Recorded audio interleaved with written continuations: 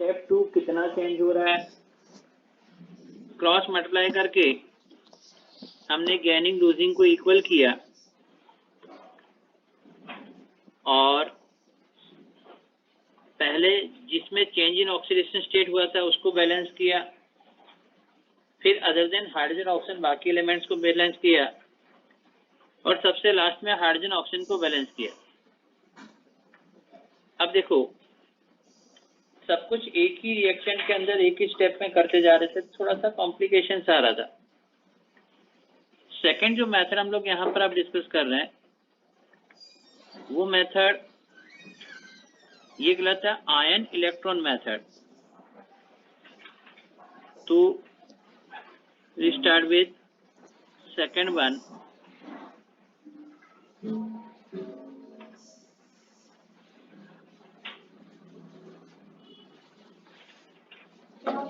Ion electron method को आप half equation method भी कह सकते हैं।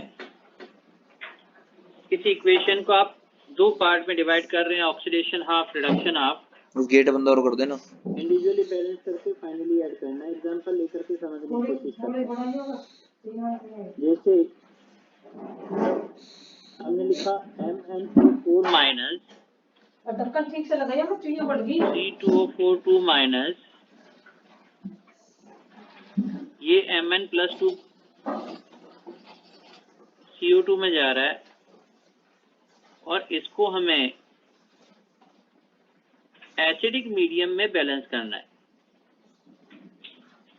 देखो लास्ट जो कॉम्बिनेशन था उसमें और इसमें डिफरेंस समझना, वहां पर आपने इस इक्वेशन को पूरा लिखा हुआ था KMnO4 K2Cr2 पूरा। यहाँ पर आपने उसको आयंस की फॉर्म में लिखा हुआ, आयनिक फॉर्म में लिखा हुआ है। एसिडिक मीडियम में बैलेंस करना है। तो स्टेप 1 पहले आप इसको दो हाफ इक्वेशन में डिवाइड कर दो, ऑक्सीडेशन हाफ अलग, रिडक्शन हाफ अलग। तो मैंने यहाँ पे लिखा MnO4 माइनस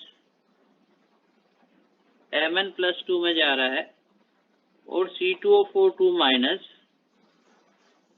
CO2 में जा रहा है। मैंने दोनों हाफ हाफ इक्वेशंस को अलग कर दिया। अब इन दोनों को इंडिविजुअली बैलेंस करना है।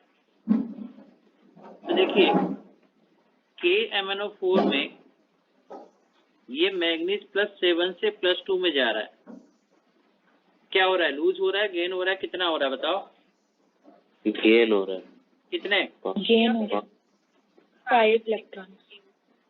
अब क्योंकि 5 इलेक्ट्रॉन गेन हो रहे तो रिएक्टेंट साइड में मैंने 5 इलेक्ट्रॉन्स लिख दिए। गेनिंग हो गई तो रिएक्टेंट साइड में इलेक्ट्रॉन्स लिख दिए। अब मैग्नीज यहाँ पर 1 है तो मैग्नीज यहाँ भी 1 कर दिया। यहाँ केवल समझने वाली बात इतनी सी है कि ऑक्सीजन को कैसे बैलेंस करते हैं। एसिडिक मीडियम में जहां जितनी ऑक्सीजन कम है, डेफिशिएंट साइड में उतने वाटर ऐड करो। जैसे रिएक्टेंट साइड में 4 m ऑक्सीजन दिख रही है, प्रोडक्ट साइड में ऑक्सीजन नहीं है, तो मैंने प्रोडक्ट साइड में 4H2O ऐड किया और जितनी मैंने वाटर ऐड की उसके अपोजिट साइड में डबल नंबर में H+ ऐड कर देने, तो 8H+ मैंने इस तरफ ऐड कर दिए। अब देखो हाइड्रोजन ऑक्सीजन बैलेंस हो गई। दोबारा समझना, एसिडिक मीडियम में ऑक्सीजन को बैलेंस करने के लिए जहां जितनी ऑक्सीजन कम है उतने तो वाटर ऐड कर दो और जहां जितने वाटर ऐड किए उसके डबल H+ अमाउंट में अपोजिट साइड में ऐड कर दो। हाइड्रोजन ऑक्सीजन बैलेंस हो गया। ये पोर्शन समझ में आया आप लोगों को? अब देखो C2O4 2 माइनस, कार्बन का ऑक्सीडेशन स्टेट कितना है? +3 से जा रहा है कार्बन +4 में।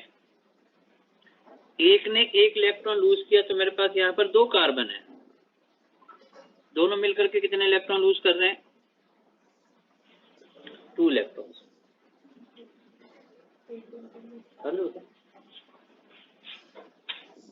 +3 से +4 में गए, एक कार्बन ने एक इलेक्ट्रॉन लूज किया, 2 कार्बन है, दोनों इलेक्ट्रॉन लूज कर दिए।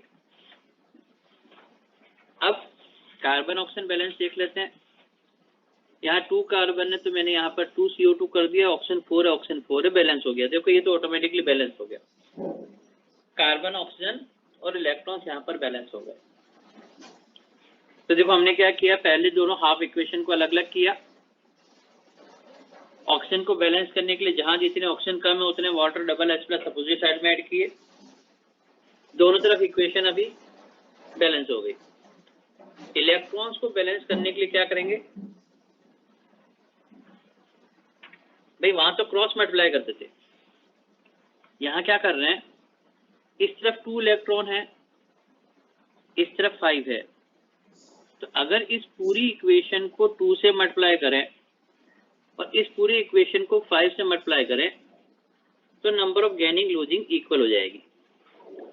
तो मैंने इस वाली लेफ्ट साइड वाली रिएक्शन को पूरे को 2 से मल्टीप्लाई करके लिखा देखो 10 इलेक्ट्रॉन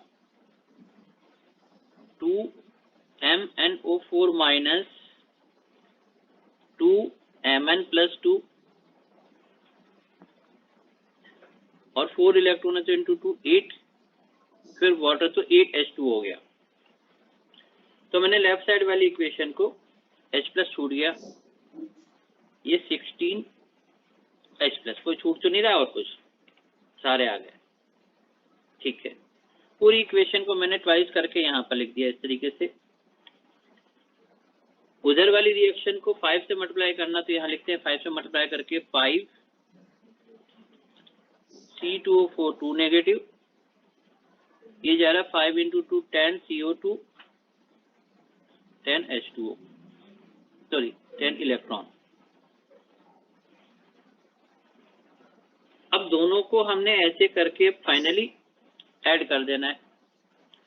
ऐड करने में सबसे पहले इलेक्ट्रॉन्स कैंसिल आउट करो, रिएक्टेंट या प्रोडक्ट साइड में इलेक्ट्रॉन बचने नहीं चाहिए कहीं पे भी। और कहीं कुछ कैंसिल आउट हो रहा है क्या? नहीं, और कुछ नहीं हो रहा है। तो अब मैंने फाइनल इक्वेशन यहाँ लिखा 16H plus 2 MnO4 minus 5 C2O4 2 minus 2 Mn plus 2 10 CO2 8 H2O, ये इक्वेशन फाइनली हमें बैलेंस फॉर्म में यहाँ पर मिल गई। तो इस तरीके से आयन इलेक्ट्रॉन मेथड या हाफ इक्वेशन मेथड में हम क्या कर रहे हैं, इक्वेशन को दो हाफ पार्ट में डिवाइड किया, इंडिविजुअली बैलेंस किया, इलेक्ट्रॉन को क्रॉस मल्टीप्लाई करके लिखा और फाइनली दोनों को ऐड कर दिया। ये पैटर्न समझ में आया आप लोगों को? हाँ भाई, क्लियर है सबको? तो एक काम करते हैं, क्वेश्चन देते हैं और अब आप उसको, तो मैंने यहाँ पर क्वेश्चन लिखा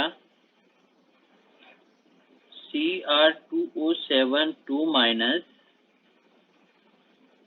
SO3 2 minus Cr plus 3 SO4 2 minus, और इस रिएक्शन को मुझे एसिडिक मीडियम में बैलेंस करना है। तो देखिए जरा कैसे करेंगे इसको, एसिडिक मीडियम में बैलेंस करिए जरा।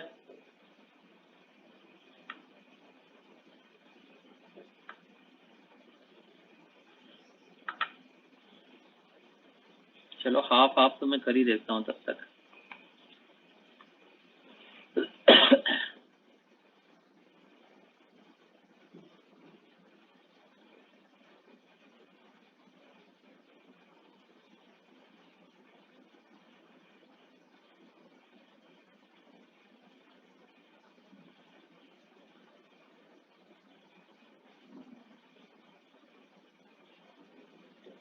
बताओ कहाँ कितना चेंज हो रहा है भाई क्रोमियम वाले केस में? ऑक्सीडेशन 6 इलेक्ट्रॉन, ये +6 से +3 में जा रहा है। यहाँ पर 2 क्रोमियम में तो 2 क्रोमियम लिखे, क्या कर रहा है, गेन कर रहा है, लूज कर रहा है? गेन कर रहा है। गेन कर रहा है ना, +6 से +3 में गया, 3 × 2 6 इलेक्ट्रॉन, तो 6 इलेक्ट्रॉन मैंने रिएक्टेंट साइड में लिख दी। अब इस तरफ 7 ऑक्सीजन लेफ्ट साइड में ज्यादा है, प्रोडक्ट साइड में ऑक्सीजन कम है, क्या करूंगा? प्रोडक्ट साइड में 7 H2O यहाँ पर 14 अपोजिट कर दिया, तो ये तो हो गया इस तरफ का बैलेंस। अब सल्फाइड सल्फेट वाले में देखो ऑक्सीडेशन स्टेट में क्या चेंज हो रहा है,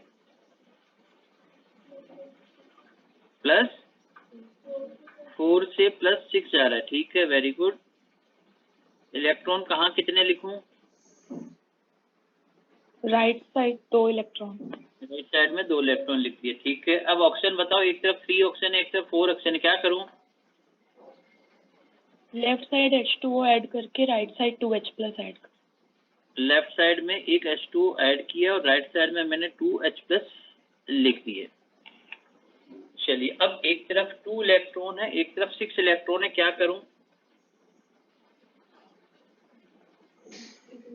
SO3 वाली मल्टीप्लाई बाय 3 कर दो रिएक्शन, केवल दोनों को ऐड। दोनों को, हाँ, दो, क्योंकि ऑलरेडी उधर तो 6 है, तो यहाँ पे इसको ट्वाइस करने पर 6 हो जाएगा, ठीक है। तो जो 6 वाली थी उसको पहले तो यहाँ लिख लेते हैं नीचे अच्छे तरीके से, साफ साफ। ये 14H+, 6 इलेक्ट्रॉन, Cr2O7 2-, ये क्रोमियम +3 एंड 7H2O, ठीक है। इसको तो रिपीट कर लिया। अब इसको 3 टाइम्स मल्टीप्लाई करना, तो ये हो जाएगा 3H2O, 3SO3 2-, 3SO4 2-, 6 electron, 6H+। अब फाइनली जब दोनों को हम ऐड कर देंगे तो सबसे पहले किसको क्रॉस करूं? इलेक्ट्रॉन्स को। तो मैंने इलेक्ट्रॉन्स को क्रॉस कर दिया। अब देखो H+ इस तरफ 6 है, इस तरफ 14 है, तो क्या बच गए? 8H+। 8H+ इस तरफ बच गए। इधर 3 वाटर है, उधर 7 वाटर, तो क्या हुआ? 4H2O right hand side. 4H2 right hand side में हो गए। और तो कहीं कुछ कैंसिल आउट होता हुआ नहीं दिख रहा है, तो ये हो गया 1 Cr2O7 2-, 3SO3 2-, very good, 3SO3 2-, 3SO4 2Cr+, 4 2-, 4H2O। तो इस तरीके से ये रिएक्शन फाइनली बैलेंस हो गई। एसिडिक मीडियम में फाइनली जो समझने वाली बात वही थी कि जहां जितनी ऑक्सीजन कम है उतने water, double H+ opposite side में। ये पॉइंट क्लियर हुआ आप लोगों को? Yes sir. अब देखिए, अब हमने बेसिक मीडियम के लिए एक रिएक्शन लिखा, Cl2 Cl- ClO3-, और ये एल्कलाइन मीडियम में, बेसिक मीडियम में बैलेंस करना है।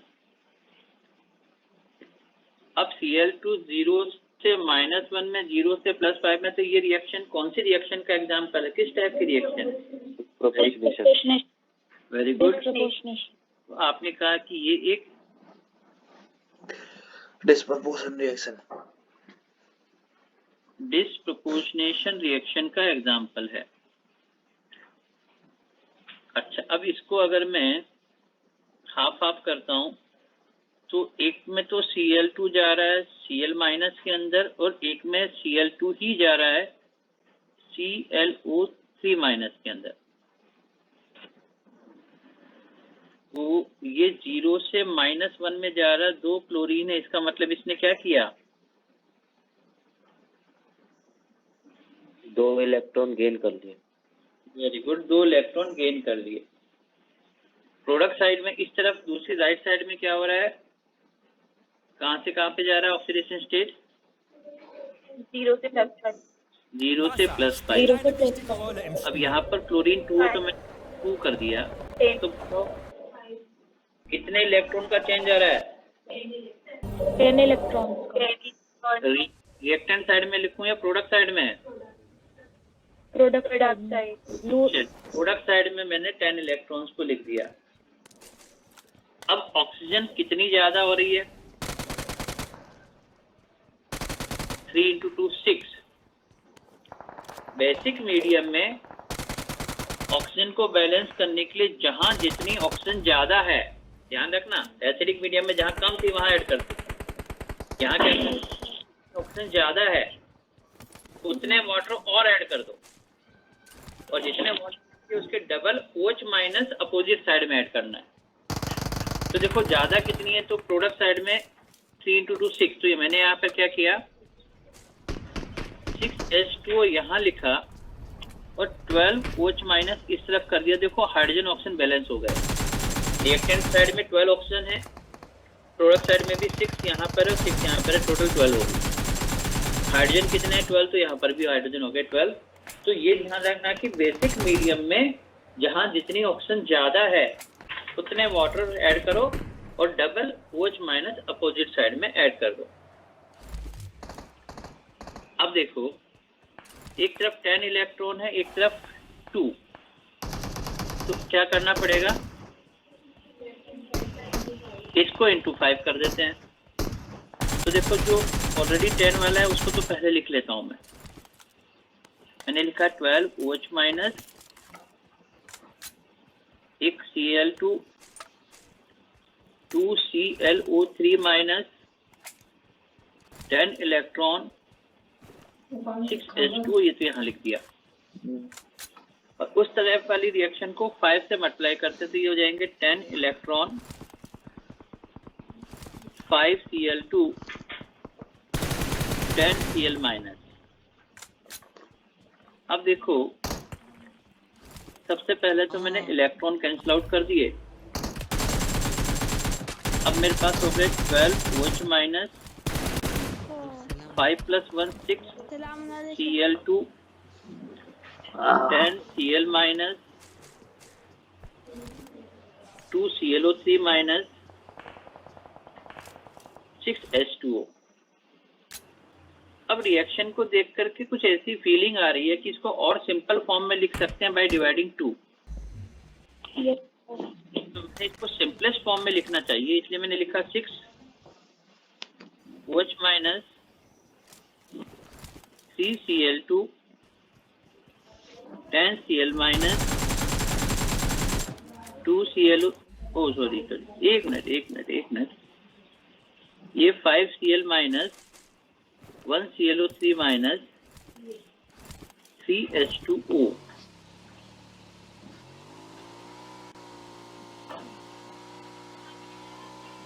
ये इक्वेशन फाइनली बैलेंस फॉर्म में हमारे पास आ गई। अरे याद आया मुझे, मैंने यहाँ पर ये स्टार लगा करके कुछ दिया था आप लोगों को, भूल गए क्या? मैं भूल गया लेकिन n/6 आएगा। नहीं, 3/7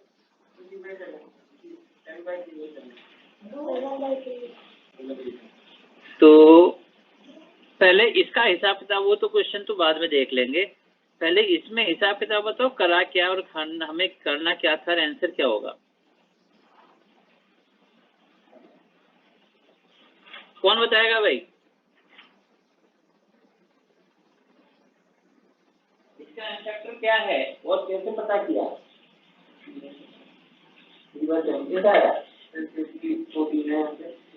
चेंज हो रहा है वो इसमें हो रहा कौन? हाँ, चेंज इसमें हो रहा कौन? वो प्रोटीन है। तो सिर्फ प्रोटीन है। इधर हो गई तो चेंज इलेक्ट्रॉन का चेंज हो रहा था और एटम बन चुकी है वो। अच्छा, और इधर क्या कहते हैं भाई? सेम ऐसे ही किया, इधर भी सेम किया, कहाँ किया यार? लिखा हुआ तो यही नहीं। अच्छा, ऐसा भी नहीं किया। और इधर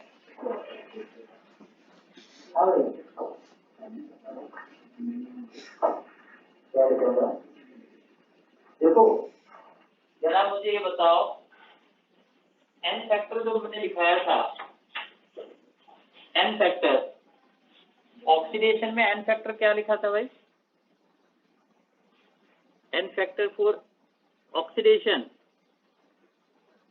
ये देखो, total number of electron losing पर मोल, एक मोल में कितने इलेक्ट्रॉन का चेंज हो रहा है, लूजिंग हो रही है, रिडक्शन में गेनिंग हो रही है, रिडॉक्स में क्या हो गया, इलेक्ट्रॉन एक्सचेंज पर मोल। ठीक है, अब यहां पर HCl को देखो, HCl ने कितने इलेक्ट्रॉन लूज किए भाई? एक ने एक किया, 6 HCl ने एक एक करके 6 इलेक्ट्रॉन को लूज किए, और उन 6 इलेक्ट्रॉन को K2Cr2 7 ने 2-2 3-3 करके गेन कर लिए, तो एक्सचेंज हो गया 6 इलेक्ट्रॉन का। अब HCl में से 6 HCl तो इलेक्ट्रॉन लूज कर रही है, और 8 जो HCl थे वो लूज नहीं कर रहे थे, लेकिन टोटल HCl कितने मेरे पास? 14। तो 14 HCl में 6, तो n फैक्टर क्या था मेरा? n फैक्टर था नंबर ऑफ इलेक्ट्रॉन एक्सचेंज पर मोल, नंबर ऑफ इलेक्ट्रॉन लूजिंग पर मोल, गेनिंग पर मोल, एक्सचेंज पर मोल। तो यहाँ पर कितने मोल इलेक्ट्रॉन लूज हो रहे थे? 6। Out of how many moles of HCl? 14। 14 mole HCl में 6 मोल का चेंज है, तो एक में कितना हो गया? 6/14। आप इसको 3/7 भी कर सकते हैं। अब अगर n फैक्टर 3/7 हो गया, तो मैंने इक्विवेलेंट वेट को लिखा m डिवाइडेड बाय 3/7, इसको क्या लिख सकते हैं? 7m/3। तो उसका इक्विवेलेंट वेट कितना हो जाएगा? 7m/3। ये इसका इक्विवेलेंट वेट हो गया। एक बार नोट कर लो, मैं दोबारा समझा देता हूँ, समझने वाली चीज है, इंपॉर्टेंट है। तब तक मैं क्वेश्चन भी ढूंढ लेता हूँ, एक ऐसा बढ़िया क्वेश्चन था, कहाँ गया मैं अभी साथ।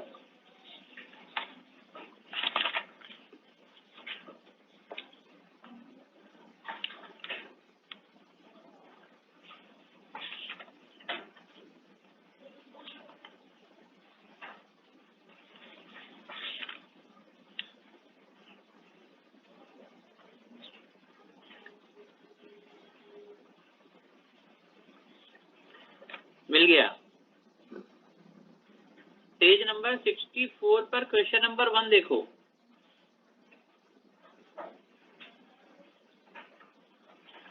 पेज नंबर 64 पर question number 1।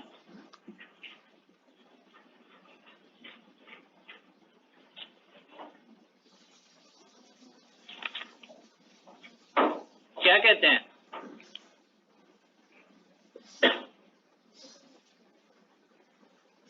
Page number 64 question number 1, ये तो सामने लिखा हुआ आपके 3/7 second option sir. 3/7 second option, ठीक है। अच्छा, अभी जो हम लोग रिएक्शन डिस्कस कर रहे थे क्लोरीन वाली ना, ये क्लोरीन वाली को, अब इस रिएक्शन में भी ये पूछा जाए कि ये जो क्लोरीन मैंने यहाँ लिखा हुआ है, बैलेंस करने के बाद इसका इक्विवेलेंट वेट कितना होगा, मतलब m डिवाइडेड बाय कितना, या इसका n फैक्टर कितना होगा। और इसको समझने के लिए फिर मैंने कहा पेज नंबर 66 पर क्वेश्चन 29 है। पेज नंबर 66 पर क्वेश्चन नंबर 29 है, वो देखो जरा, एक ही बात है। Page number 66 question number 29।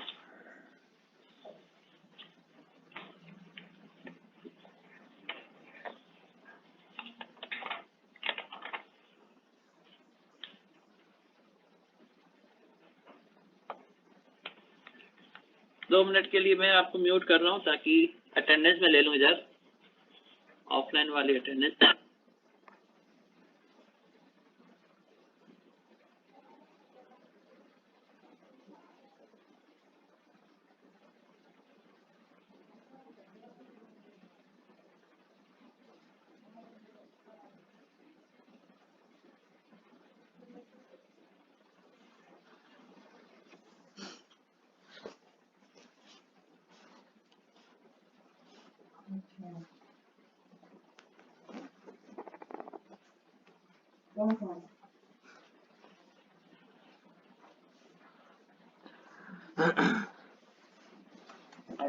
Sir आप म्यूट पे हैं शायद।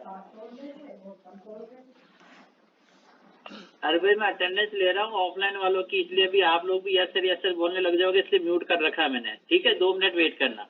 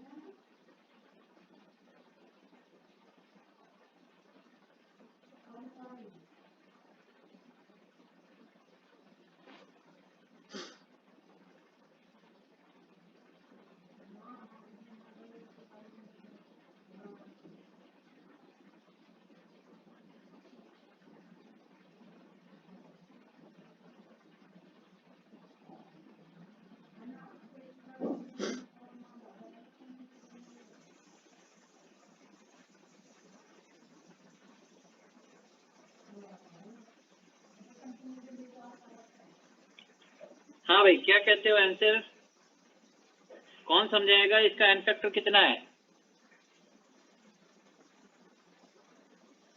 बोलो।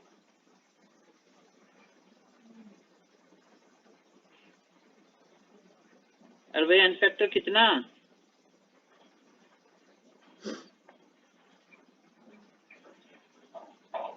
देखो, टोटल क्लोरीन कितनी है? 6। इलेक्ट्रॉन सभी कट किए, कितने मोल इलेक्ट्रॉन का एक्सचेंज हुआ? 10। 10 इलेक्ट्रॉन का लेना देना हुआ out of 6 moles of chlorine. ठीक है, तो डिस्प्रोपोर्शनेशन या रिडॉक्स के अंदर आपको बैलेंस इक्वेशन में ये देखना है कि how many number of moles of electron exchanged पर मोल। 6 मोल्स में 10 मोल इलेक्ट्रॉन का एक्सचेंज हो रहा है, तो 1 मोल में कितना? तो हम कहेंगे 10 मोल इलेक्ट्रॉन है out of 6 moles of chlorine, तो ये हो गया 5/3। अब यहाँ पर एन फैक्टर अगर 5/3 हो गया तो m डिवाइडेड बाय 5/3 को क्या लिखूंगा? 3m/5। तो ऐसा कोई ऑप्शन दिख रहा है क्या यहाँ पर क्वेश्चन में? ऑप्शन नंबर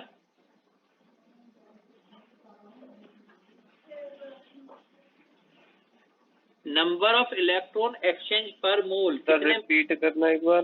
रिपीट ही कर रहा हूँ बेटा, सुनो दोबारा।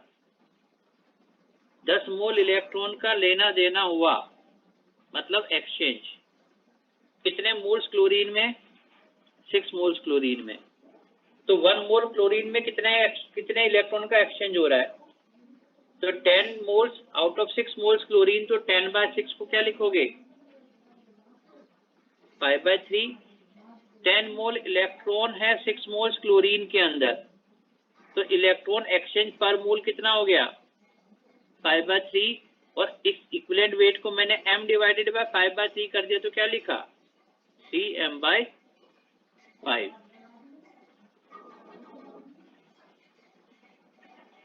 ये केस समझ में आया आपको? Yes sir. चलो बेसिक मीडियम का एक क्वेश्चन और देते हैं। देखो, मैंने लिखा zinc NO3 minus zinc +2 NH4 plus, और बेसिक मीडियम में इस रिएक्शन को बैलेंस करना है।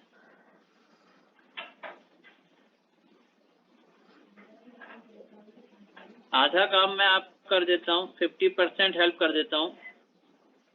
जिंक +2 में जा रहा, 2 इलेक्ट्रॉन लूज करेगा, ये मैंने कर दिया, बाकी आधा काम आप कर लो। करो भाई इसको balance.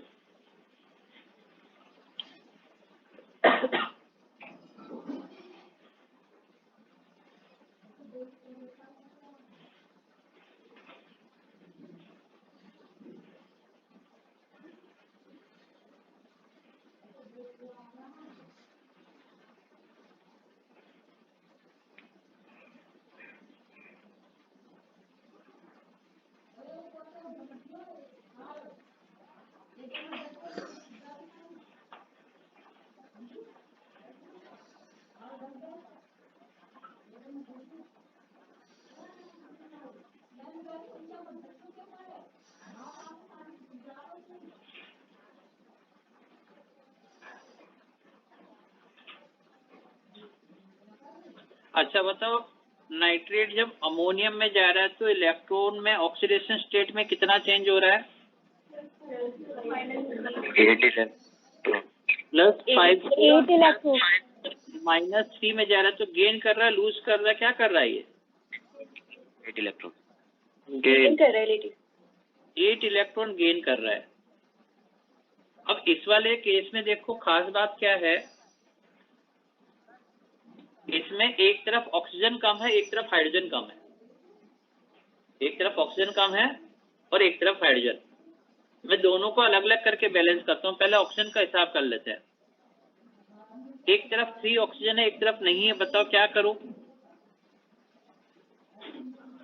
Left side 3H2O plus करके 3H2O लेफ्ट साइड।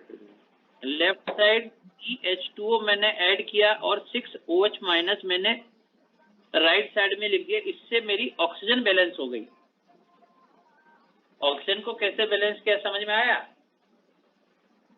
अब देखो मेरे को हाइड्रोजन बैलेंस करना है। अगर एसिडिक मीडियम होता तो जस्ट H+ लिख देता तो हाइड्रोजन बैलेंस हो जाता, लेकिन मीडियम बेसिक है, यहाँ पर H+ तो है नहीं।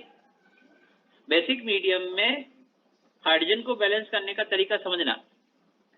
मैंने यहाँ पर लेफ्ट साइड में 4 HOH मतलब 4 वाटर लिखे। क्या लिखे? 4 वाटर लिख दिए। अब रिएक्टेंट साइड के जो 4 हाइड्रोजन थे वो 4 हाइड्रोजन मेरे यहाँ से बैलेंस हो रहे हैं। बच क्या गया मेरे पास? 4 OH बच रहे। तो मैं क्या कर रहा हूँ,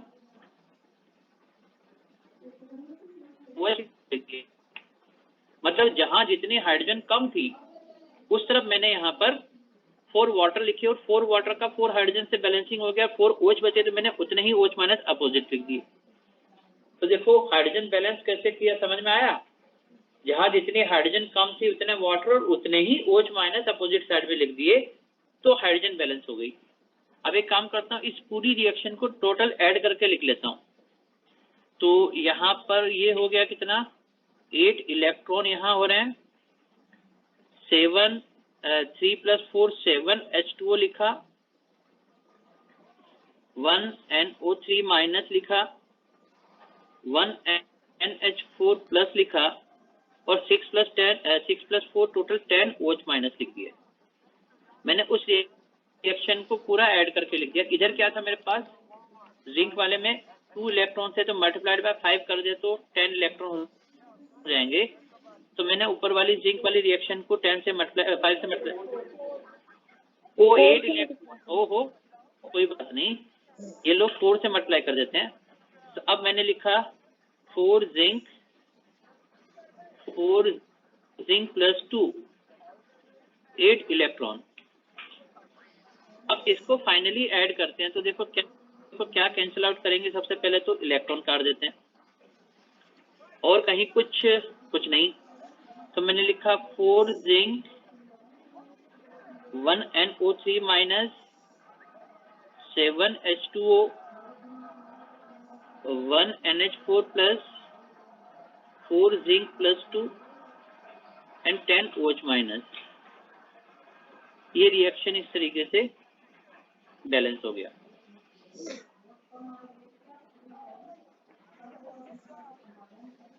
तो देखो तीन चीज यहाँ पे समझने वाली थी जो हमने एक एक करके एग्जाम्पल में डिस्कस कर दिया। अगर एसिडिक मीडियम में ऑक्सीजन बैलेंस करना है तो जहां जितने ऑक्सीजन कम उतने water, double H plus opposite. Basic medium में ऑक्सीजन बैलेंस करना है जहां जितने ऑक्सीजन ज्यादा उतने वाटर और उसके डबल अपोजिट OH में।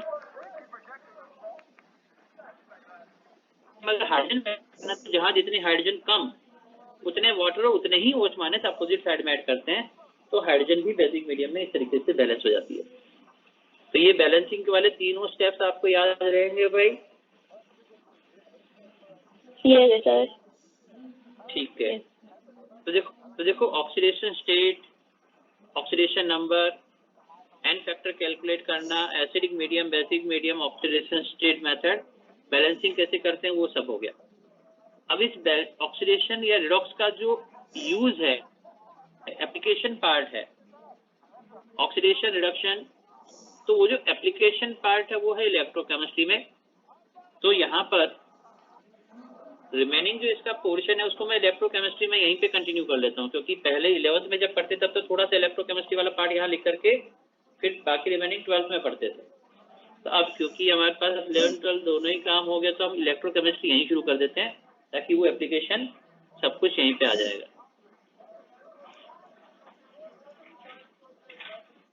तो इसका यूज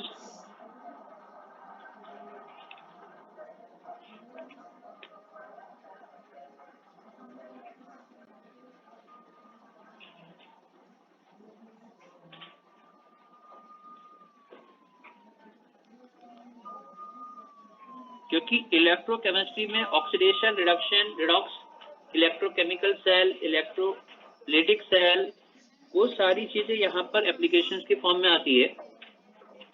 तो सीक्वेंस में 12th में हमने पहले सॉलिड, लिक्विड, फिर इलेक्ट्रो, फिर काइनेटिक पढ़ा था। तो यहाँ पर पहले इलेक्ट्रो हम लोग पढ़ लेते हैं इसी के रिडॉक्स के कंटिन्यूएशन में। अब देखो इलेक्ट्रोकेमिस्ट्री वाले चैप्टर को भी मैं 3 पार्ट में डिवाइड कर रहा हूँ।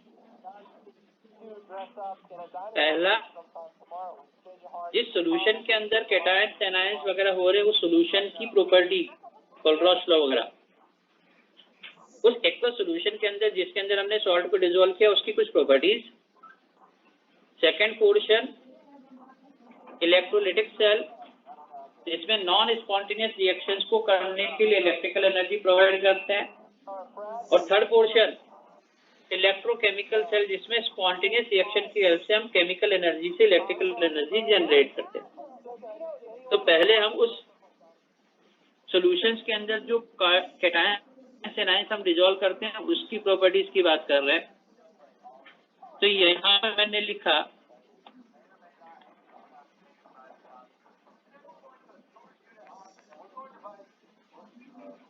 कंडक्टर्स किसे कहेंगे, क्या होते हैं कंडक्टर? अरे वो बस में टिकट काटता है उसकी बात नहीं कर रहे हो। कोई वो सब्सटेंस जो इलेक्ट्रिकल करंट के फ्लो को अलाउ करे। अगर वो सब्सटेंस अलाउ करता है कि उसमें से इलेक्ट्रिकल करंट का फ्लो हो जाए तो उसको हम क्या कहते हैं? क्या कहते हैं भाई? कंडक्टर। और जो इलेक्ट्रिकल करंट के फ्लो को अलाउ नहीं करता है अपने में से पास होने के लिए, उसको क्या कहते हैं? इंसुलेटर या नॉन कंडक्टर। ठीक है। तो जो इलेक्ट्रिकल करंट को अलाउ करता है फ्लो करने के लिए उसको हमने कह दिया कंडक्टर। अब कंडक्टर्स 2 तरीके से, एक मेटेलिक कंडक्टर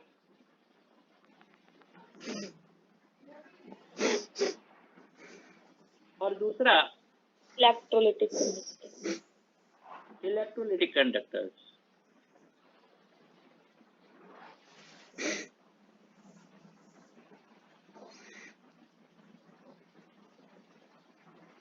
देखो मेटेलिक कंडक्टर्स का मतलब ये हुआ कि मैंने एक वायर लिया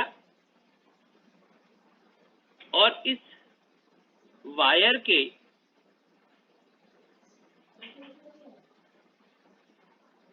इस तरफ हमने पोटेंशियल लगाया और उस पोटेंशियल डिफरेंस की वजह से वायर में इलेक्ट्रॉन्स क्या कर रहे हैं? फ्लो। तो वायर में इलेक्ट्रॉन के फ्लो को हम कह रहे हैं इलेक्ट्रिकल कंडक्टिविटी या करंट का फ्लो। अब ये वायर क्या था, किसका बना हुआ था? मेटल का। मेटल। तो इस मेटल वायर को हम कह रहे हैं कि ये जो वायर है वो मेटेलिक कंडक्टर्स है जो अपने में इलेक्ट्रॉन्स के फ्लो को अलाउ कर रहे हैं, इलेक्ट्रॉन करंट के फ्लो को अलाउ कर रहे हैं। तो यहाँ थोड़ा सा मेटल का जो स्ट्रक्चर है उसको भी जरा देख लेते हैं। हमने पढ़ा होगा मेटेलिक बॉन्ड कैसा होता है, मेटल के स्ट्रक्चर को कैसे समझाते हैं। तो आपने इलेक्ट्रॉन सी मॉडल पढ़ा हुआ होगा। मेटेलिक बॉन्ड के लिए एक इलेक्ट्रॉन सी मॉडल में क्या कहते हैं कि एक तो होते हैं पॉजिटिवली चार्ज, जिसको कहते हैं कर्नेल्स। क्या कहते हैं उसको? कर्नेल्स कहते हैं।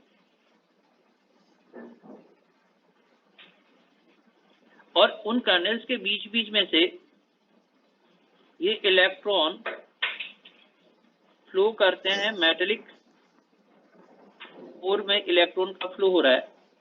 ये मोबाइल इलेक्ट्रॉन्स हैं, फ्री इलेक्ट्रॉन है।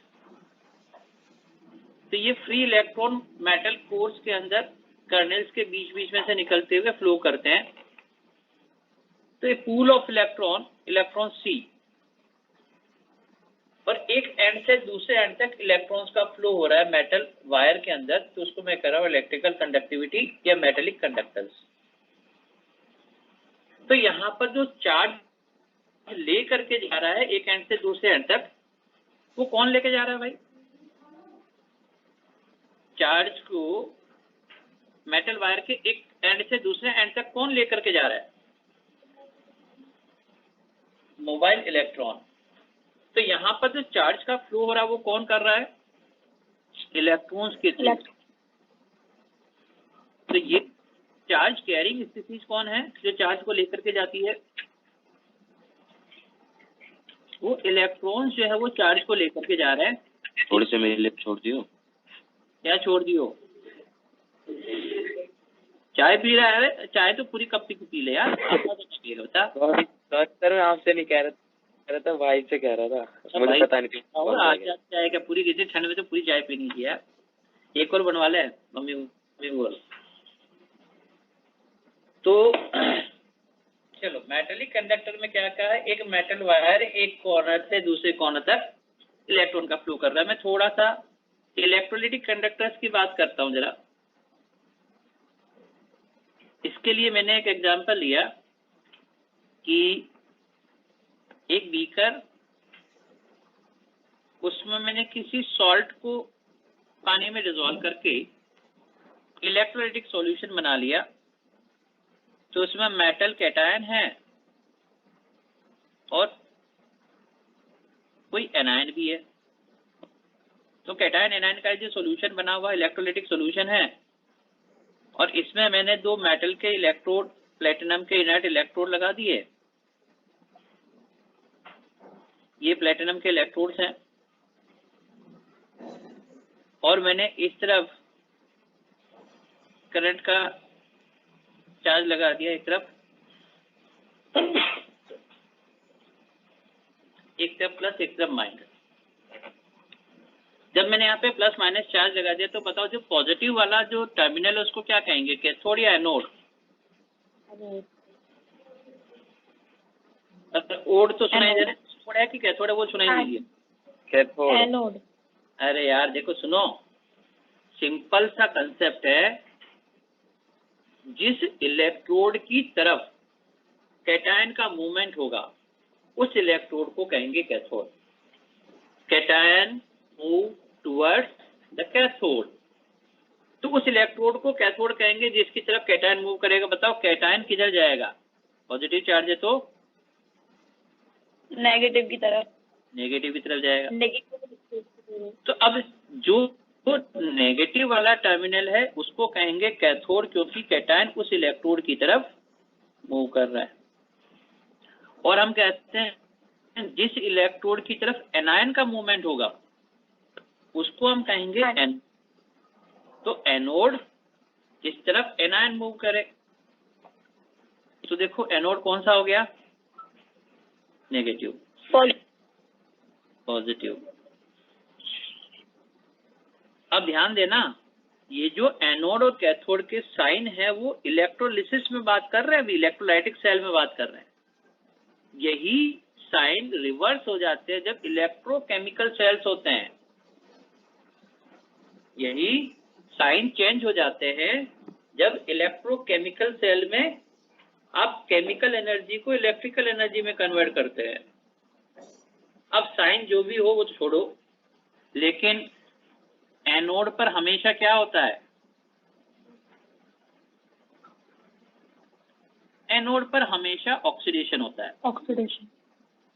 चाहे इलेक्ट्रोलिसिस हो चाहे इलेक्ट्रोकेमिकल सेल हो, एनोड पर हमेशा ऑक्सीडेशन। तो देखो एनायन कहाँ गया? एनोड की तरफ। तो ये X माइनस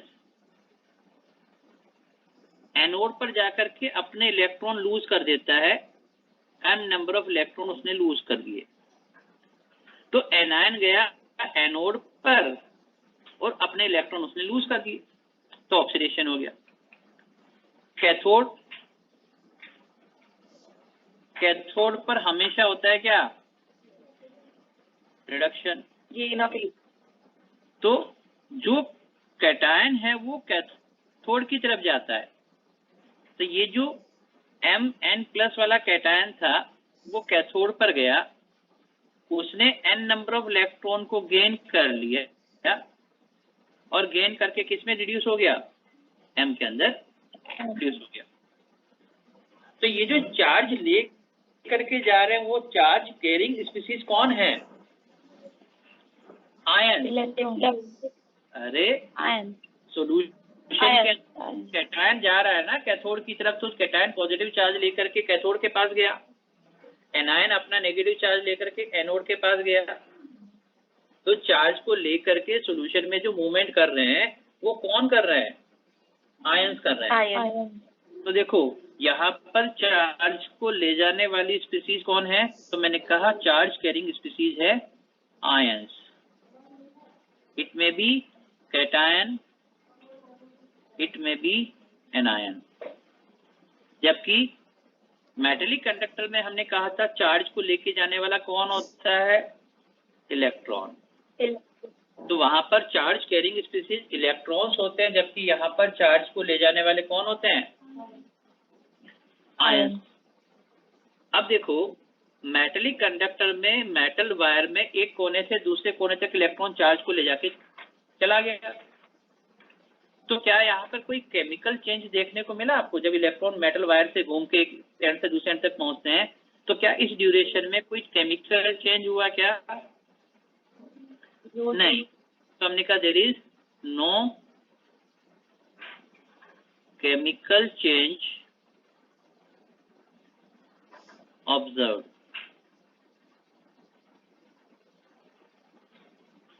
तो यहाँ पर कोई केमिकल चेंज देखने को नहीं मिला। कहाँ? मेटेलिक कंडक्टर्स में। लेकिन इलेक्ट्रोलाइटिक कंडक्टर्स में क्या होगा? कैटायन रिड्यूस हो रहा है, एनायन ऑक्सीडाइज हो रहा है। पहले कैटायन पॉजिटिव चार्ज था, रिडक्शन हो गया, तो इसमें केमिकल चेंज देखने को मिल रहा है। तो हम कहते हैं केमिकल चेंजेस टेक्स प्लेस। तो यहाँ पर केमिकल चेंजेस होते हैं। इलेक्ट्रोलाइटिक में जब चार्ज लेकर के जाते हैं तो अपने इसमें चेंजेस होते हैं, केमिकल चेंजेस टेक्स प्लेस।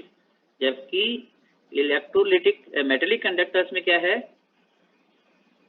कोई केमिकल चेंजेस देखने को नहीं मिलता है। अब देखो यहाँ पर टेम्परेचर का इफेक्ट देखते हैं। मेटेलिक कंडक्टर में टेम्परेचर बढ़ा है तो जो इलेक्ट्रिकल कंडक्टेंस है चार्ज को लेकर के एक एंड से दूसरे एंड तक इलेक्ट्रॉन जा रहे हैं भागते हुए, उसमें क्या फर्क पड़ेगा? इंक्रीज हो जाए। अच्छा, डिक्रीज होगा सर। इलेक्ट्रिकल जो कंडक्टेंस है वो डिक्रीज करता है। ध्यान देना, टेम्परेचर बढ़ाया तो देखो कर्नेल्स के बीच बीच में से भाग भाग करके इलेक्ट्रॉन एक कॉर्नर से दूसरे कॉर्नर तक पहुंच रहे थे। अब मैंने टेम्परेचर बढ़ाया तो टेम्परेचर बढ़ाने पर जो कर्नेल्स है ना, पहले तो फिक्स थे एक जगह पे थे, टेम्परेचर बढ़ाने पर उन कर्नेल्स के अंदर ऑक्सीलेशंस होना शुरू हो जाते हैं, वो वाइब्रेट कर रहे हैं। अब अगर वो कर्नेल्स ऐसे वाइब्रेट कर रहे हैं, ऑक्सीलेट कर रहे हैं, तो उनके बीच बीच में से इलेक्ट्रॉन भागते हुए जा रहे हैं, तो आसानी से भागेंगे कि मुश्किल हो जाएगी उनके लिए? हैं? मुश्किल हो जाएगी। मुश्किल हो जाए। अरे भागता हुआ जा रहा है, बीच में पैर लगा दो, क्या होगा? है ना, कोई भागता हुआ जा रहा है और आप बीच में क्या कर रहे हैं, पैर ऐसे बढ़ा दें, क्या होगा? तो गिरे दो चार और लगाएगा, आपके लड़ाई झगड़ा। तो आसानी से इलेक्ट्रॉन्स मूव कर पाएंगे या नहीं कर पाएंगे? नहीं कर पाएंगे।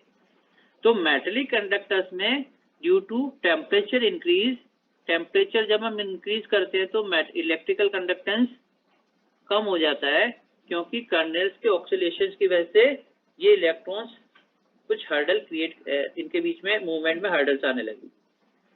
जबकि इलेक्ट्रोलाइटिक कंडक्टर्स में क्या होता है, अगर मैं टेम्परेचर बढ़ाऊं, यहाँ पर टेम्परेचर को इंक्रीज करें, तो जो इलेक्ट्रिकल कंडक्टेंस है इंक्रीज। ये भी इंक्रीज हो जाता है, क्योंकि चार्ज लेकर के जो कैटायन एनायन जा रहे हैं ना, वो जल्दी से अपने अपने रेस्पेक्टिव इलेक्ट्रोड पे पहुंच जाएंगे। भाई हमने टेम्परेचर बढ़ाया तो आयंस की स्पीड बढ़ गई, काइनेटिक एनर्जी बढ़ी, स्पीड बढ़ गई, जल्दी से जाकर के अपना चार्ज दे देंगे। तो उस कंडीशन में इलेक्ट्रिकल कंडक्टेंस क्या होता है, इंक्रीज होता है। तो इलेक्ट्रोलाइटिक कंडक्टर्स के अंदर टेम्परेचर बढ़ाने पर इलेक्ट्रिकल कंडक्टेंस इंक्रीज होता है, जबकि मेटलिक कंडक्टर्स में क्या होता है, टेम्परेचर बढ़ाने पर इलेक्ट्रिकल कंडक्टेंस डिक्रीज होता है। ये कुछ पॉइंट जो इलेक्ट्रिकल कंडक्टर्स के लिए था, मेटलिक कंडक्टर्स के लिए था, ये दोनों पॉइंट आपको समझ में आए, क्लियर है?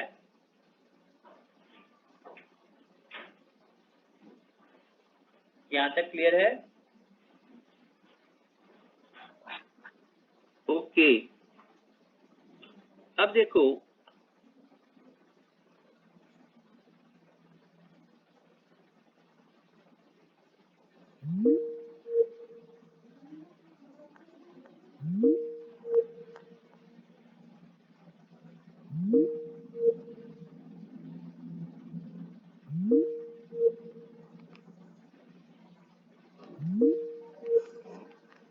मम्मी फोन लाना अपना फोन लेके आओ जल्दी।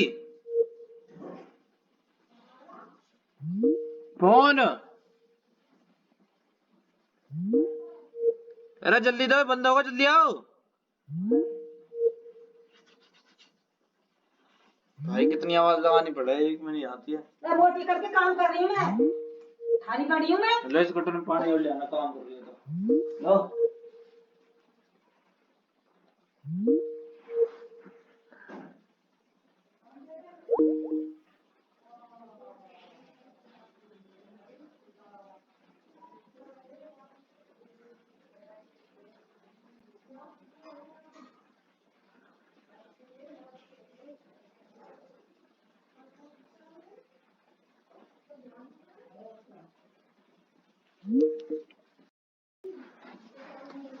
इलेक्ट्रिकल कंडक्टिविटी है वो आयोनाइजेशन ज्यादा होने पर ज्यादा होती है। तो हमने कहा भाई जो इलेक्ट्रिकल कंडक्शन है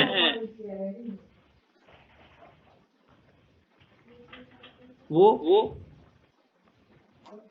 एक्सटेंट ऑफ आयोनाइजेशन के डायरेक्टली प्रोपोर्शनल है। मतलब जितनी ज्यादा एक्सटेंट ऑफ आयोनाइजेशन होगी उसकी इलेक्ट्रिकल कंडक्टेंस उतना ही ज्यादा होगा, आसानी से चार्ज को लेकर के जाएंगे। तो स्ट्रॉन्ग इलेक्ट्रोलाइट के लिए कंडक्टेंस क्या होता है? ज्यादा होता है। और वीक इलेक्ट्रोलाइट के लिए क्या होता है? कम हो जाता है। ठीक है। दूसरा, अब ये जो चार्ज लेकर के जा रहा है तो सॉल्यूशन हमारे पास क्या होता है? सॉल्वेंट कौन होता है? वाटर। अब सॉल्वेंट जब वाटर होता है तो देखो हम ये कहते हैं कि कैटायन, है। जैसे मेरे पास कोई कैटायन है, उस कैटायन के चारों तरफ सॉल्वेंट के मॉलिक्यूल्स इकट्ठे हो जाते हैं, वाटर के मॉलिक्यूल इकट्ठे हो जाते हैं। अब यहाँ देखो वाटर एक पोलर मॉलिक्यूल है। अब अगर कैटायन है तो कैटायन के चारों तरफ नेगेटिव पोल इस तरफ हो जाएंगे और पॉजिटिव पोल पीछे की तरफ हो जाएंगे। तो सॉल्वेंट कैटायन को क्या कर देता है? Solvated, hydrated. तो कैटायन का या एनायन का हाइड्रेशन हो रहा है, सॉल्वेशन हो रहा है। जितनी हाई चार्ज डेंसिटी होगी उतना ज्यादा सॉल्वेशन होगा, जितना ज्यादा सॉल्वेशन होगा उतना बड़ा क्या होगा? उसका सॉल्वेटेड स्फीयर बनेगा। तो ये जो मैंने सर्कल बना करके दिखाया ये क्या है? उस पूरे कैटायन का क्या हो गया? हाइड्रेटेड स्फीयर हो गया। तो जितना ज्यादा उसका हाइड्रेशन होगा, जितना ज्यादा सॉल्वेशन होगा, उतने ज्यादा वाटर मॉलिक्यूल इसकी तरफ चारों तरफ इकट्ठे होंगे। अब अगर बहुत सारे वाटर मॉलिक्यूल इसकी तरफ इकट्ठे हैं तो ये कैटायन जाकर के क्या आसानी से दूसरे अपोजिट इलेक्ट्रोड पे पहुंच पाएगा? नहीं, धीरे धीरे चलेगा, सब तरफ घेर रखा है। और अगर किसी पे हाइड्रेशन कम है, सॉल्वेशन कम है, उसके चारों तरफ वाटर के मॉलिक्यूल इकट्ठे हैं तो वो आसानी से जाएगा और जाके इलेक्ट्रोड पर हाइड्रेशन हो रहा है, सॉल्वेशन हो रहा है, उसको हम कहते हैं कि जितना बड़ा सॉल्वेटेड आयन होगा उसका इलेक्ट्रिकल कंडक्टेंस उतनी ही कम होगी। तो यहाँ पर मैंने लिखा ये है इसका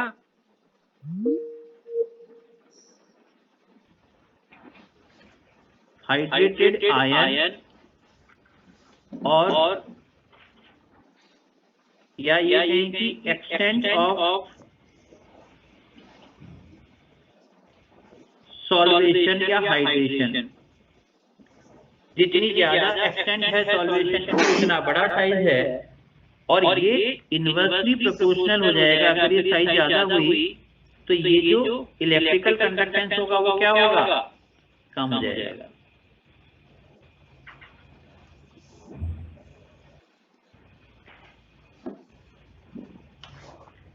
तो हम ये कहते हैं कि जितना हाईली हाइड्रेटेड स्फीयर होता है उसका मूवमेंट धीरे होगा, धीरे धीरे जाएगा, इलेक्ट्रिकल कंडक्टेंस को कम शो करेगा।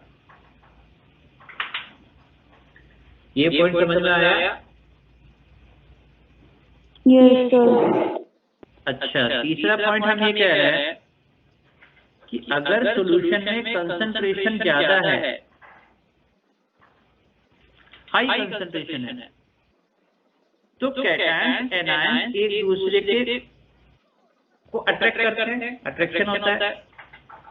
कंसंट्रेशन ज्यादा होगा तो उनके बीच में अट्रैक्शन ज्यादा होगा, और अगर अट्रैक्शन ज्यादा है तो वो आयन के आसानी से जाएगा नहीं। तो हम कहते हैं अगर सॉल्यूशन में कंसंट्रेशन हाई है तो उसकी कंडक्टेंस क्या होती है? तो उसका इलेक्ट्रिकल कंडक्टेंस लो होता है, कम होता है। ठीक है। अब हमने कहा कंसंट्रेशन अगर कम हो जाए तो कंडक्टेंस क्या हो जाएगा? ज्यादा। तो कंसंट्रेशन को inversely proportional to electrical conductance कह सकते हैं। तो कंसंट्रेशन कम होने पर इलेक्ट्रिकल कंडक्टेंस बढ़ता है क्योंकि कैटायन एनायन के बीच में डिस्टेंस बढ़ती है, दोनों के बीच में इंटरेक्शन कम हो जाती है। अब वो कैटायन या एनायन आसानी से जाकर के अपना चार्ज डिपॉजिट कर देता है। अच्छा, टेम्परेचर बढ़ा दें तो स्पीड बढ़ेगी, जल्दी से जाएगा। तो हमने क्या कहा, टेम्परेचर बढ़ाने पर इलेक्ट्रिकल कंडक्टेंस क्या होता है, इंक्रीज होता है। अभी पहले तो लिखा था कंडक्टेंस हो जाएगा इंक्रीज हो जाएगा। तो टेम्परेचर इंक्रीज करने पर कंडक्टेंस इंक्रीज होता है। ये कुछ फैक्टर है जो इलेक्ट्रोलाइटिक कंडक्टेंस के लिए हम लोग कंसीडर करते हैं। अब जो कंडक्टेंस है उसका मेजरमेंट करना है, कंडक्टेंस का मेजरमेंट करना है। तो मैं यहाँ पर लिख रहा हूँ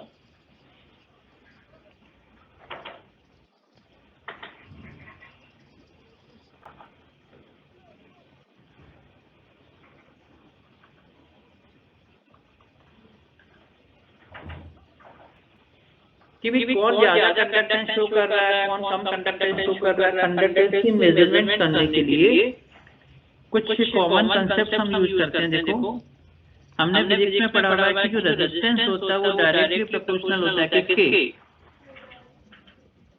चलो L by A। तो डायरेक्टली प्रोपोर्शनल टू लेंथ और inversely proportional to cross sectional area. ठीक है। अब ये जो हमने अभी लिखा, इसमें R L और A के साथ एक प्रोपोर्शनल रिलेशन में। मैंने इसको क्या लिख दिया, मैंने लिखा R equal to rho L over A, rho L over A। यहाँ पर R क्या है,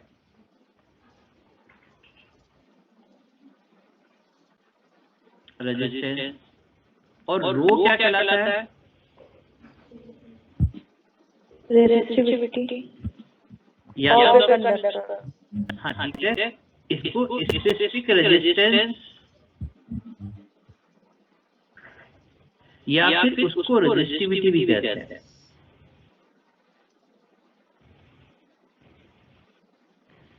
अब ये स्पेसिफिक रेजिस्टेंस या रेजिस्टिविटी का मतलब, अगर L को यूनिट ले लिया जाए 1 सेंटीमीटर और एरिया 1 सेंटीमीटर स्क्वायर ले लें, मतलब L को भी 1 रखते हैं और A को भी 1 रखते हैं। अगर L और A दोनों 1 रख दिए जाए तो R किसके बराबर हो जाएगा, रो के, क्योंकि डॉट 1 by 1, तो R रो के बराबर हो गया। तो यूनिट लेंथ और यूनिट क्रॉस सेक्शनल एरिया का जो रेजिस्टेंस होता है वही उसका स्पेसिफिक रेजिस्टेंस या रेजिस्टिविटी कहलाता है। ठीक है। यूनिट लेंथ और यूनिट क्रॉस सेक्शनल एरिया का जो रेजिस्टेंस होगा R वही रो के इक्वल हो जाएगा, उसी को हम कहते हैं स्पेसिफिक रेजिस्टेंस या रेजिस्टिविटी। अब मैंने क्या किया, इस फॉर्मूले को, ये जो फॉर्मूला लिखा हुआ है ये वाला, इसको इन्वर्ट करके लिख दिया। इसको अगर मैं इन्वर्ट कर रहा हूं तो मैंने लिखा 1 by R 1 by rho A upon L, invert करके। Now inverse of the resistance, resistance का इन्वर्स क्या हो जाएगा, कंडक्टेंस। तो उसको हमने लिख दिया G, that is called conductance. तो रेजिस्टेंस का इन्वर्स को कह दिया कंडक्टेंस, जिसको लिख दिया G। अब इन्वर्स ऑफ स्पेसिफिक रेजिस्टेंस क्या कहलाएगा, specific conductance. Very good, specific conductance, जिसको हम कप्पा साइन यूज करते हैं, या तो इसको कहेंगे स्पेसिफिक कंडक्टेंस या कह देंगे कंडक्टिविटी। जैसे वहां पर लिखा था रेजिस्टिविटी, वैसे इसको हम लिख देते हैं रेजिस्टिविटी का इन्वर्स करने पर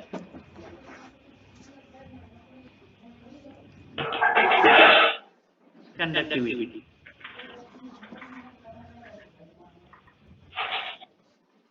ठीक है। अब मैंने 1/r को क्या लिख दिया, 1/r को तो लिख दिया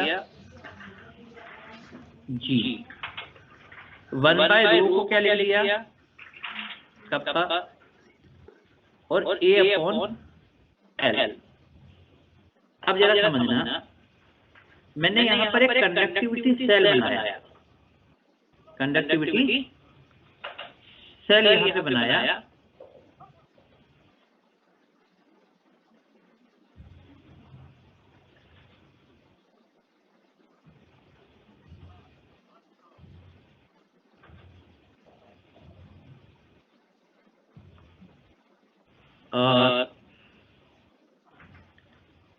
कुछ इस टाइप से बना लेते हैं।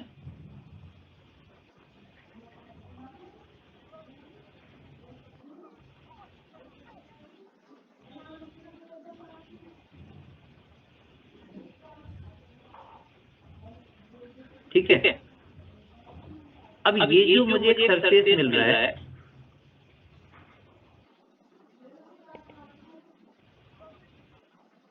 ये उसका कंडक्टिविटी सेल का एक फेस है, ये वाला कंडक्टिविटी सेल का दूसरा फेस है,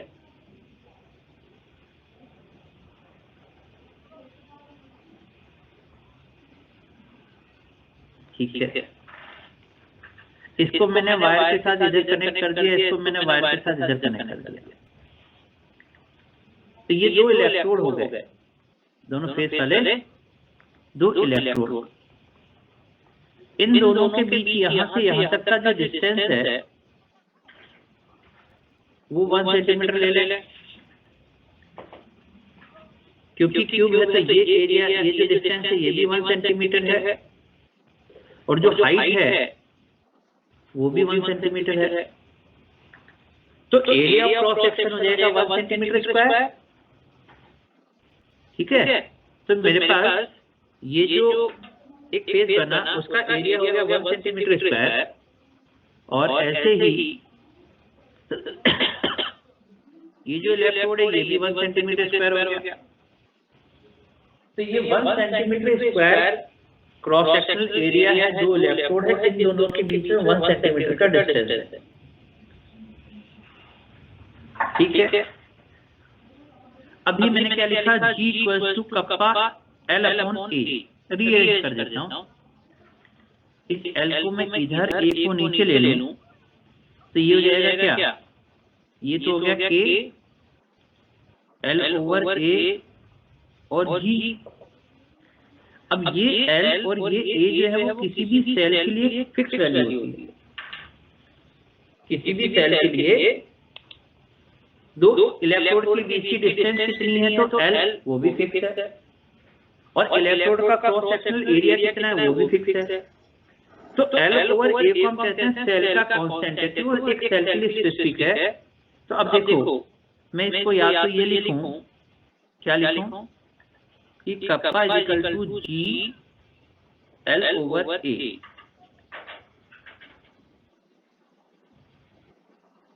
अब कप्पा को हमने क्या कहा था, कंडक्टेंस या कंडक्टिविटी, क्या कहा था भाई,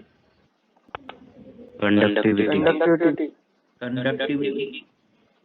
और G को हम कहते हैं क्या, कंडक्टेंस। और L/A को क्या कह दिया मैंने, किसी भी सेल का कांस्टेंट। तो ये एक रिलेशन आ गया, conductivity = conductance into cell constant, या कप्पा = G L/A। अब आप इस इलेक्ट्रोलाइटिक सेल में किसी सॉल्यूशन को फिलअप करके उसकी कंडक्टिविटी फाइंड आउट कर सकते हैं। अब जो कंडक्टिविटी फाइंड आउट करते हैं उसको दो तरीके से एक्सप्रेस करते हैं। मेजरमेंट कैसे करना है वो रिलेशन समझ में आ गया, कप्पा G L/A वाला। तो मेरे पास रिलेशन आ गया conductivity = conductance into cell constant. यहाँ तक नोट किया आपने? यस सर, ठीक है।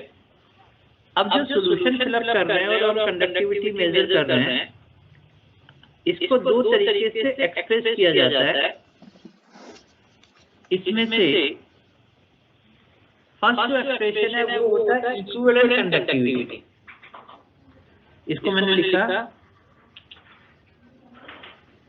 इक्विवेलेंट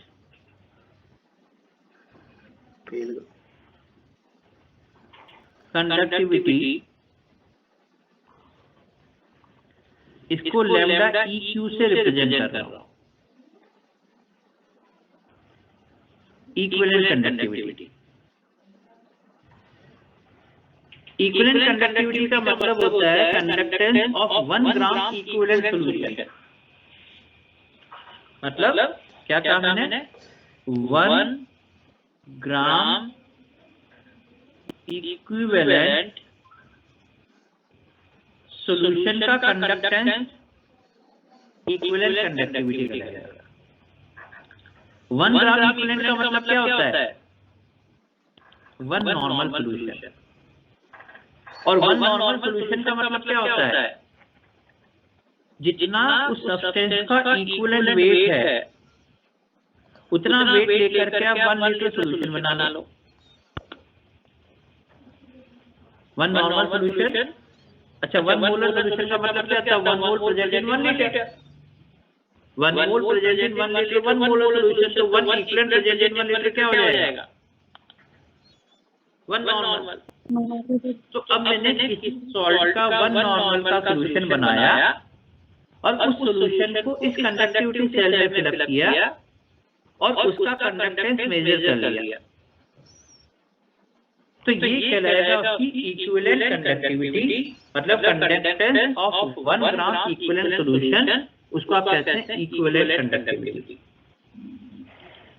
अब इसकी कैलकुलेशन के लिए हम बहुत कॉमन एक फॉर्मूला है, हम लिखते हैं equivalent conductivity is equal to conductivity मतलब kappa 1000 by normality. Kappa 1000 by normality.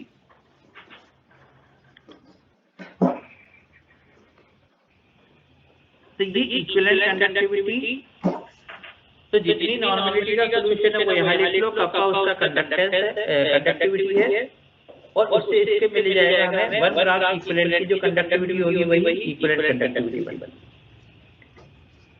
अच्छा, इसकी यूनिट क्या लिखते हो भाई? साइमन सेंटीमीटर स्क्वायर पर इक्विवेलेंट। हाँ, क्योंकि जब ये इक्विवेलेंट कंडक्टिविटी इसलिए हम लिखते हैं साइमन सेंटीमीटर स्क्वायर पर इक्विवेलेंट। तो ये लिखा जाता है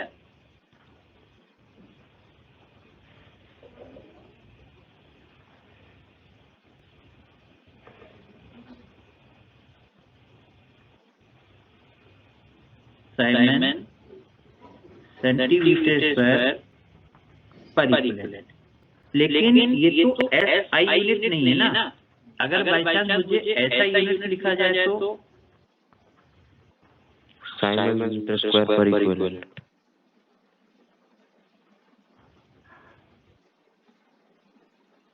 मीटर स्क्वायर पर इक्विवेलेंट। तो ये तो हो गया हमारे पास इक्विवेलेंट कंडक्टिविटी। अगर मैं 1 नॉर्मल सॉल्यूशन की जगह 1 मोलर सॉल्यूशन लेकर के उसकी कंडक्टेंस निकाल लूं, 1 ग्राम इक्विवेलेंट की जगह 1 ग्राम मोल ले ले, तो वो क्या बन जाएगा? तो वो कहलाएगा मोलर कंडक्टिविटी। तो ये नोट कर लिया, तो मैं थोड़ा सा ऊपर शिफ्ट कर दूं इसको। Yes sir, okay. तो अब हमने कहा कि उस कंडक्टिविटी सेल में 1 ग्राम इक्विवेलेंट की जगह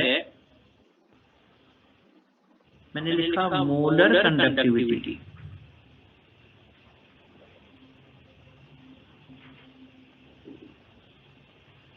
सर थोड़ा ऊपर स्क्रॉल कर दो मेरे लिए। अभी कर देते 1 सेकंड टाइम दो। ये लीजिए,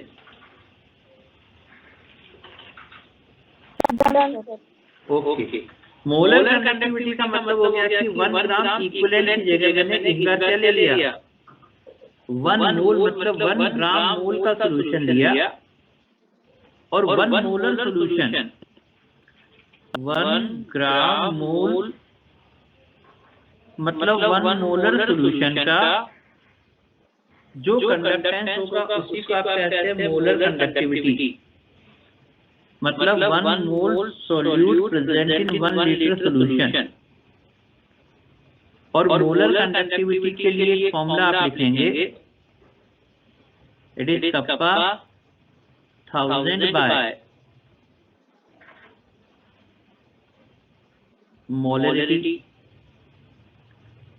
कप्पा 1000 बाय मोलरिटी।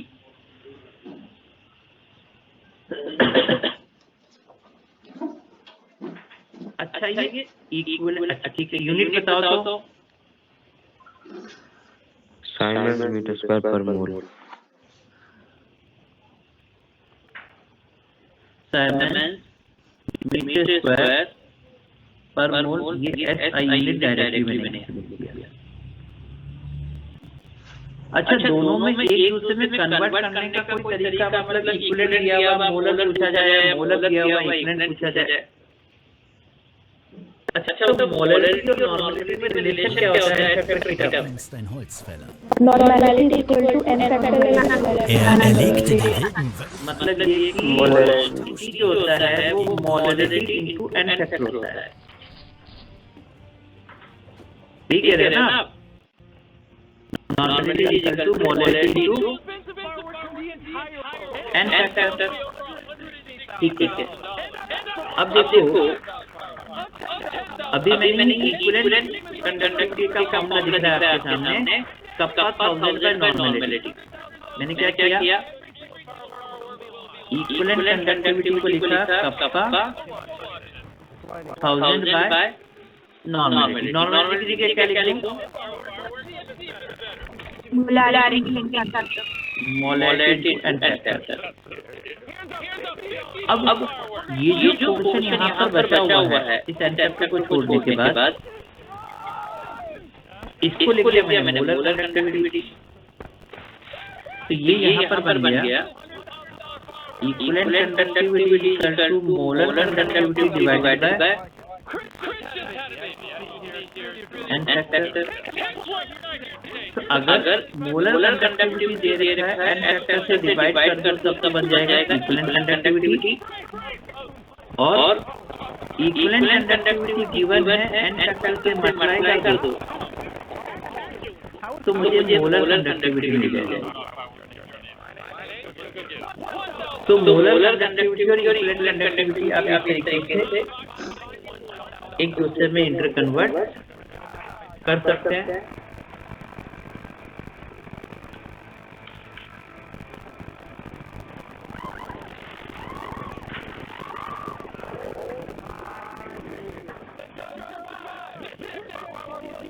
यहाँ तक का पोर्शन नोट किया आपने?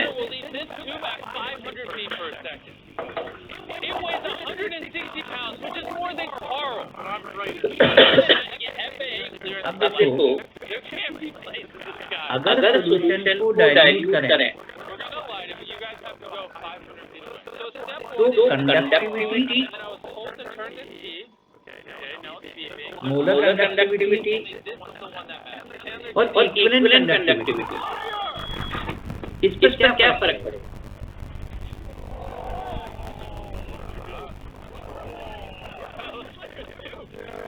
कंडक्टिविटी और मोलर कंडक्टिविटी दोनों पर कंसंट्रेशन का फर्क पड़ता है। जरा समझना मैं क्या कहना चाह रहा हूँ। मैंने लिखा और सब्जी तो ज्यादा नहीं आई। Conductivity kappa. अच्छा कंडक्टिविटी होता क्या है? कंडक्टिविटी क्या है? कंडक्टेंस ऑफ आने से पहले ऊपर के all the ions present in a unit volume.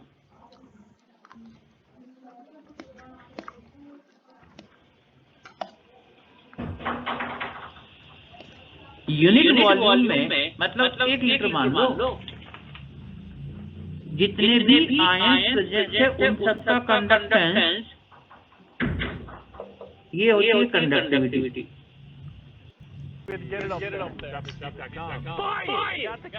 ठीक है। अब अगर मैं पानी मिला दूं, डाइल्यूशन कम कर दूं, पानी मिला क्या होता है? वॉल्यूम बढ़ता है। ठीक है। पानी बढ़ाकर वॉल्यूम बढ़ता है, और वॉल्यूम बढ़ेंगे तो number of ion per unit volume क्या होते जाएंगे? कम होते जाएंगे। तो पर लीटर में नंबर ऑफ आयन कम होते जाएंगे, तो कंडक्टिविटी क्या होती जाएगी? अब मैं यहाँ ये लिखूं कि कंसंट्रेशन को कम करूं। जब समझना, कंसंट्रेशन डाइल्यूशन में कंफ्यूजन हो जाता है आप लोगों। मैंने कहा कंसंट्रेशन मतलब डाइल्यूशन को बढ़ाओ, तो उस कंडीशन में जो कंडक्टिविटी होती है वो क्या होती जाएगी? तो डाइल्यूशन बढ़ाने पर कंडक्टिविटी कम होती जाती है, या कंसंट्रेशन कम करने पर कंडक्टिविटी कम होती जाती है। लेकिन मोलर कंडक्टिविटी या इक्विवेलेंट कंडक्टिविटी दोनों ही डाइल्यूशन बढ़ाने पर बढ़ती है। 1 मोल 1 लीटर में प्रेजेंट है। मोलर कंडक्टिविटी या इक्विवेलेंट कंडक्टिविटी डाइल्यूशन बढ़ाने पर बढ़ती है, इंक्रीज होती है। कैसे? तो मैं यहाँ पर पहले लिखता हूँ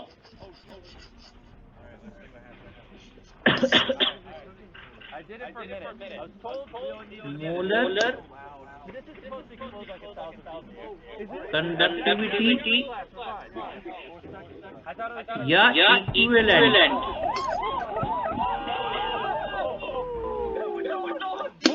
कंडक्टिविटी, ये दोनों डाइल्यूशन बढ़ाने पर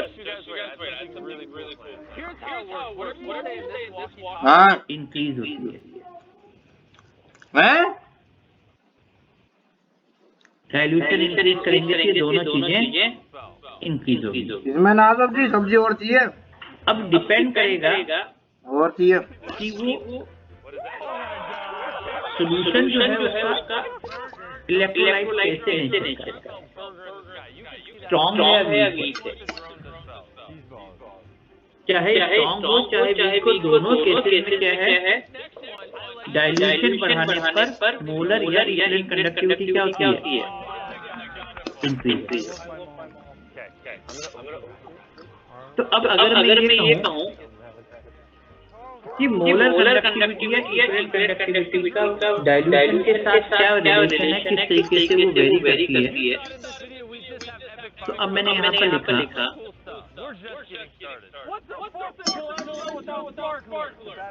वेरिएशन ऑफ मोलर कंडक्टिविटी मतलब लैम्डा m with डाइल्यूशन और कंसंट्रेशन। मैं डाइल्यूशन की जगह कंसंट्रेशन कर देता हूँ। डाइल्यूशन मतलब कंसंट्रेशन कम हो।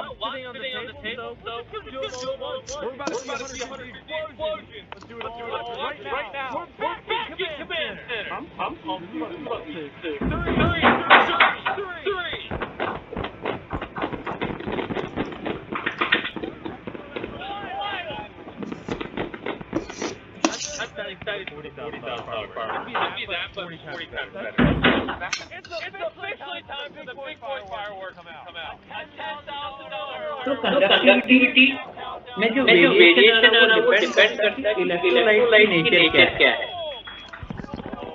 मैंने दो टाइप के इलेक्ट्रोलाइट मान लिए,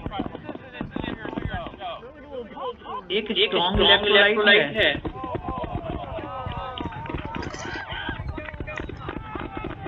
और दूसरा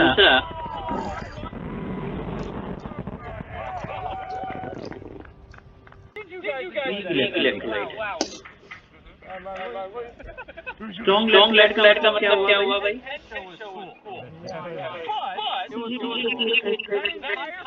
जो पूरा डिसोसिएट हो जाता है। तो जब मैंने स्ट्रॉन्ग इलेक्ट्रोलाइट का सॉल्यूशन बनाया तो एक ही बार में जितने आयन मिलने थे वो मिल गए। 100% डिसोसिएट होकर जितने केटायन आने थे आगे आने थे आ गए। और अब मैं उसमें पानी मिला रहा हूँ, डाइल्यूशन कर रहा हूँ, तो उससे फर्क क्या पड़ रहा है? पहले केटायन और एनायन के बीच में इंटरेक्शन स्ट्रॉन्ग थी, केटायन एनायन एक दूसरे को इंटरेक्ट कर।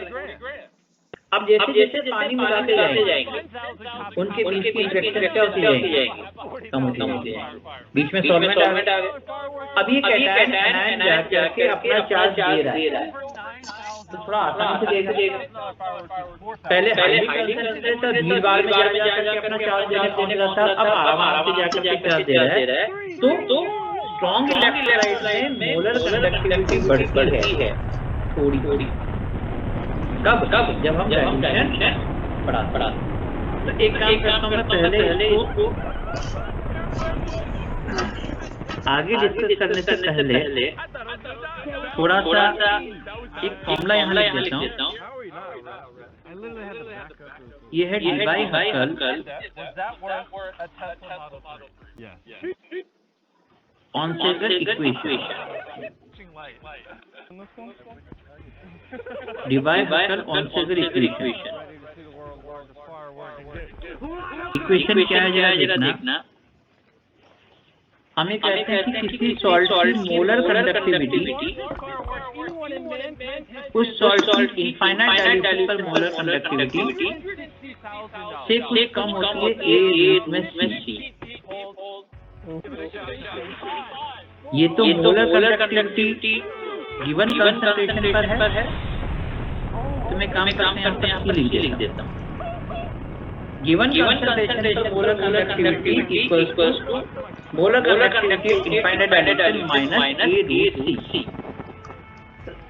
अब यहाँ पर ए या फिर कहीं पर बी या कहीं पर स्मॉल बी, कांस्टेंट जो है वो सिंबल अलग अलग यूज करते हैं। कहीं पर ए लिखते हैं, बी लिखते हैं, स्मॉल बी लिखते हैं। ये सब क्या है? प्रोपोर्शनलिटी कांस्टेंट है। और ये जो है वो सी है कंसंट्रेशन। तो जैसे जैसे कंसंट्रेशन बढ़ेगी, जैसे डाइल्यूशन में कहेंगे जैसे जैसे कंसंट्रेशन कम होगी तो ये वाला कंपोनेंट धीरे धीरे कम होता जाएगा। और जब कंसंट्रेशन कम होने पर ये कंपोनेंट को माइनस वाला कम होता जाएगा तो इनफाइनाइट डाइल्यूशन पर कंडक्टिविटी कितनी हो जाएगी? तो ये जो फॉर्मूला है ये कहलाता है आपका D by Huckel Onsager equation. अब इस फॉर्मूले के बेसिस पर मैं आपको यहाँ पर नोट कर लिया, तो ऊपर वापस चलें। मैं यहाँ पर स्ट्रॉन्ग इलेक्ट्रोलाइट में कह रहे हैं कि अगर मैं यहाँ मोलर कंडक्टिविटी इस एक्सिस पर वर्सेस रूट ऑफ कंसंट्रेशन के साथ ये रिलेशन यहाँ पर मैं प्लॉट करूँ। अब मैंने कोई स्ट्रॉन्ग इलेक्ट्रोलाइट ले लिया, जैसे मान लो ये लिया KCl एक स्ट्रॉन्ग इलेक्ट्रोलाइट है। अब इस गिवन कंसंट्रेशन पर इसकी मोलर कंडक्टिविटी क्या डॉट लगाया, थोड़ा सा पानी मिलाया, फिर एक बार और इसकी रीडिंग ले ली तो ये मोलर कंडक्टिविटी यहाँ पे आ गई। फिर डाइल्यूशन देखो इस तरफ जाने से डाइल्यूशन कंसंट्रेशन कम कर रहा हूँ मैं इस तरफ आने पर। कंसंट्रेशन कम हो रही है मतलब क्या हो रहा है, डाइल्यूशन बढ़ा रहे हैं। तो जैसे जैसे मैं डाइल्यूट कर रहा हूँ मोलर कंडक्टिविटी में क्या हो रहा है, थोड़ा थोड़ा इंक्रीज हो रहा है। मैंने 4-5 रीडिंग ले ली, जैसे जैसे डाइल्यूट करता गया मोलर कंडक्टिविटी की वैल्यू यहाँ पे आती है, उस रीडिंग को नोट करता गया। तो स्ट्रॉन्ग इलेक्ट्रोलाइट में स्लाइट इंक्रीज हो रहा है। अब अगर इस ग्राफ को जो मुझे स्ट्रेट लाइन मिला उसको आगे एक्सट्रापोलेट कर दूं, तो एक्सट्रापोलेट करने पर मुझे इस एक्सिस पर ये जो वैल्यू मिलेगी कट यहाँ पे करेगा, वो क्या हो जाएगी, molar conductivity eight finite dilation हो जाएगी। अब ये जो मैंने यहाँ लिखा है, इसको लिखा molar conductivity eight infinite dilation, या आप इसको मोलर कंडक्टिविटी नॉट भी लिख सकते हैं, इनफाइनाइट या जीरो भी लिख दिया। ये इसकी लिमिटिंग मोलर कंडक्टिविटी या कंडक्टिविटी एट इनफाइनाइट डायलेशन कहलाती है। लिमिटिंग मोलर कंडक्टिविटी या कंडक्टिविटी एट इनफाइनाइट डायलेशन।